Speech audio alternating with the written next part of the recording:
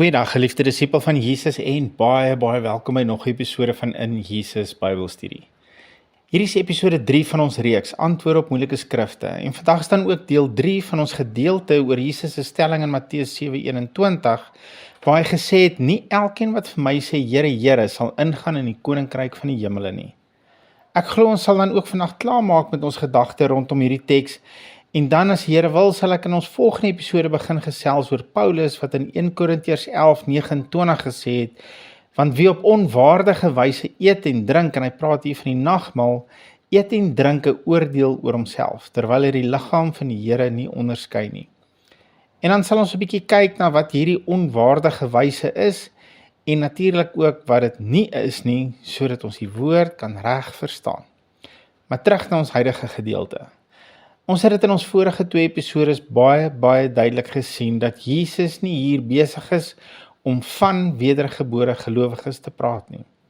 En alhoewel daar nog nie wedergebore gelowiges in Jesus se tyd kon wees nie, want Jesus het nog nie gesterf en opgestaan nie, so die nuwe verbond was nog nie in plek nie, is dit tog duidelik dat hy daar met sy volgelinge gepraat het.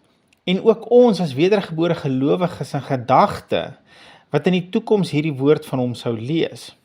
En dat hy met ons praat, van vals profete, of dan terwyl van mense wat voorgee om Christene te wees, maar dit nie is nie. En hoe sal ons hulle uitken?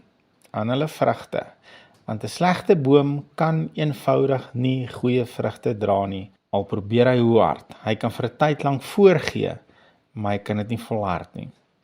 Vandag wil ek hierdie gedeelte afsluit met die laaste 2 verse van hierdie gesprek van Jesus oor hierdie gedeelte. Ons is nou al bekend met vers 21 wat lees, nie elkeen wat vir my sê, Here, Here, sal ingaan in die koninkryk van die hemele nie, maar hy wat die wil doen van my Vader wat in die hemel is. En dan kyk ons vandag na vers 22.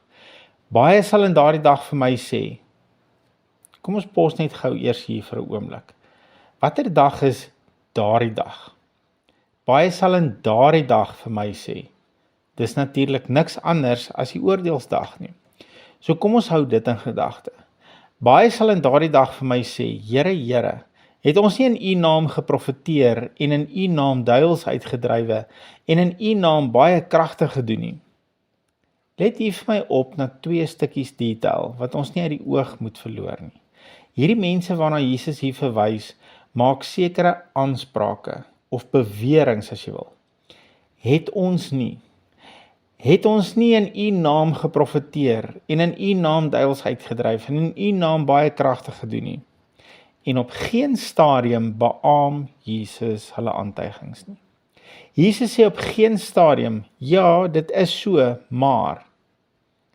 Hulle maak beweringe van sekere dinge wat hulle kansuis gedoen het in sy naam, maar as dit so was, dan sou Jesus glad nie die volgende sin kon gebruik het nie. Kom ons lees vers 23 en dan verduidelik ek. Vers 23 sê, en dan sal ek aan hulle sê, dis nou nadat hulle beweer het dat hulle al hierdie wonderwerke in Jesus se naam gedoen het. Ek het julle nooit geken nie, gaan weg van my, julle wat die ongeregtigheid werk.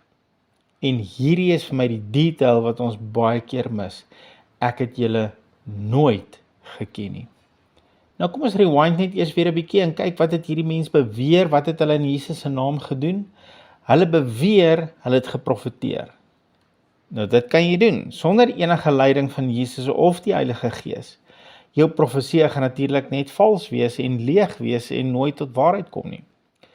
Die volgende 2, duiwelse uitdryf en kragte of wonderwerke doen, indien dit waar sou wees, daai 2 sal jy slegs kan doen deur geloof in Jesus. 'n Mens kan nie 'n wonderwerk bewerkstellig nie. Daar's geen manier, maar absoluut geen manier, hoe dat ek iemand kan laat gesond word deur net met hom te praat nie. Geen. In geloof is dit natuurlik moontlik. Want dis nie ek wat die wonderwerk verrig nie. Dis God. Maar hy doen dit deur my. En geloof in Jesus en in hom maak dit moontlik dat hy deur my kan vloei en iemand genees. Die punt wat ek probeer maak is, as hierdie mense wat hierdie aantuigings maak, dat hulle in Jesus se naam wonderwerke gedoen het, as dit so was, as dit werklik gebeur het, dan moes hulle dit in geloof gedoen het. Wat sou beteken, hulle het op 'n stadium 'n intieme verhouding met Jesus gehad. Hoe kan Jesus dan vir hulle sê, ek het julle nooit geken nie? As hierdie waar was, as hierdie beweerde duiwelse uitdrywing en wonderwerke wel gebeur het, dan moes Jesus se antwoord op die minimum gewees het, ek het julle op 'n stadium geken, en julle het my op 'n stadium geken, maar nou ken ek julle nie meer nie. Maar dis nie sy antwoord nie. Sy antwoord was, ek het julle nooit geken nie. Wat beteken dit? Hulle aantuigings is leuns. Hulle het nooit enige iets in die naam van Jesus in geloof gedoen nie. Wat vir my en jou ook weer eens dan gerus stel, hierdie gedeelte is nie op my en jou gemik nie. As ek en jy wedergebore is, dan sê die woord in 2 Korintiërs 5:17, ons is nou nuwe skepsels. Ons is 'n nuwe spesie. En watter spesie is dit? Seuns van God. By wedergeboorte is jou sonde nie net weggewas nie, jy is gebore in God se familie in. Jy het 'n seun van God geword, 'n mede-erfgenaam van Jesus. Ek kan tog nooit vir een van my bloedgebore dogters sê, ek het jou nooit geken nie.